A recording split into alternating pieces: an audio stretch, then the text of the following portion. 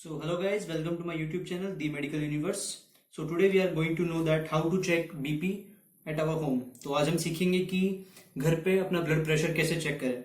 देखिए, blood pressure एक बहुत ही नॉर्मल बीमारी हो चुकी है आजकल। दुनिया की 70 से 80% तक जो आबादी है वो ब्लड प्रेशर से पीड़ित है। ये कोई खास इतनी बड़ी बीमारी नहीं है जितना लोग इसे डर जाते हैं। जनरली जब उम्र बढ़ती है तो अपनी जो बॉडी होती है उसके अंदर जो अपनी ब्लड वेसल्स है तो उनकी इलास्टिसिटी कम हो जाती है। तो इलास्टिसिटी कम होने का मतलब है कि जो अपनी ब्लड वेसल्स है, जो आपकी शिरा और जो धमनियां हैं, ये एक्चुअली ज्यादा कठोर हो जाती है, स्टिफनेस आ जाती है, ज्यादा ब्लड प्रेशर सहन नहीं कर पाती है as compare to our young age. तो इस वजह से इंसानों को बीपी की प्रॉब्लम का सामना करना पड़ता है। अगर आपकी बीपी की प्रॉब्लम लंबे समय तक बनी रहती है, या जिसे हम बोलते हैं मैलिग्नेंट हाइपरटेंशन, एकदम ज्यादा बढ़ जाती है जैसे मैलिग्नेंट हाइपरटेंशन हुई, तो फिर ये कुछ अलग कॉम्प्लिकेशंस ला सकती है आपकी बॉडी में। जैसे कि जो मैलिग्नेंट हाइपरटेंशन आपकी किडनी को डैमेज कर सकती है, किडनी के अंदर जो आपकी जो ब्लड वेसल्स उन्हें रप्चर कर सकता है ज्यादा ब्लड प्रेशर। तो इसका इलाज टाइम पे लेना जरूरी है, लेकिन इससे डरने की ज्यादा जरूरत नहीं है। तो आज हम सीखेंगे कि घर पे ब्लड प्रेशर कैसे नापते हैं। तो सबसे पहले जो हम ये बता दूं मैं आप लोगों को कि पहले के जमाने में जो होता था, मरकरी वाले जो स्फिग्नोमेरोमीटर आते थे, उनसे डॉक्टर जो लोग हरे कलर के आते थे, डॉक्टर लोग उसे फुस करके जो बीपी नापते थे। लेकिन आजकल जो है वो नए वाले डिजिटल आपके प्रेशर मॉनिटाइजर मशीन्स आ गई हैं, जो कि आपको घर बैठे इजीली बीपी नापने में मदद कर देंगी। तो हम स्टार्ट करते हैं। सबसे पहले तो इस तरह की मशीन्स आती है। सबसे पहले ये बैटरी से चलती है, तो हम इसमें पहले सेल लगाने पड़ेंगे।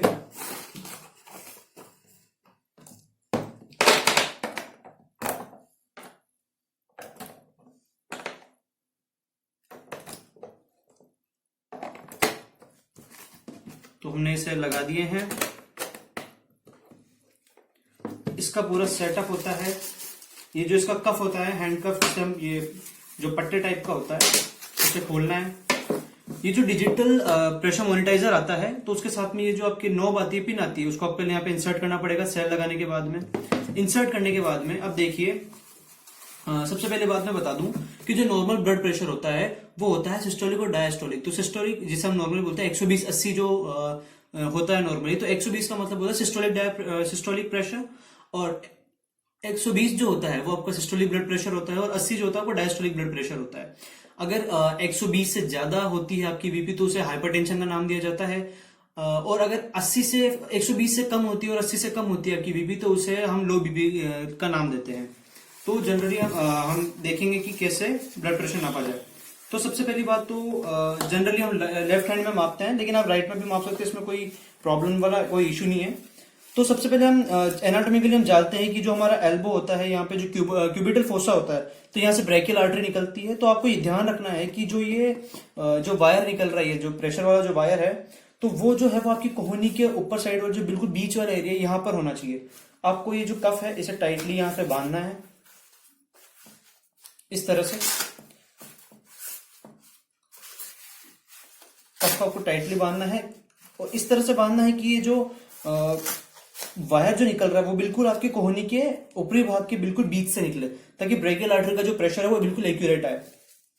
ये करने के बाद अब हमें इस मशीन के जो ऑन ऑफ का जो बटन आता है वो दबाना है। देखिए, ये बटन हमने दबा दिया है। अब हमें हाथ में थोड़ा सा प्रेशर फील होगा।